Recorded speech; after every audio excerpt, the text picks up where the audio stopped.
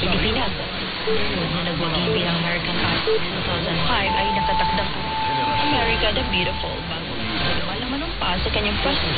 Magkakasama ni Anderson si chorus at United States Academy Glee Club. Ang ibang artist naman ay nakatakdang silang versyon sa Washington at inaugural balls at pahinawa ng opera singer Permacchio ang national sa pagtatapos ng seremony. Magkakaroon din ng performance singer-songwriter Dean Week 3 partisipasyon din ng choir University of Nebraska at ang United States drama sa loob ng celebration. Iba pang pangalan ang nakatakdang sa campaign style rally.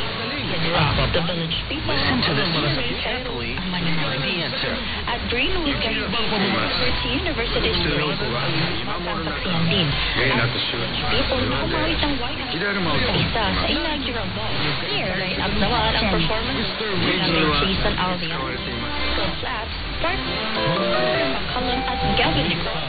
Yan pang nakatakdang inaugural ball natapos ang panunumpa ni Pernelli ay magpa-perform sa public events at ay kumpirmasyon ng inaugural. Matatandaan ang America's Got Talent.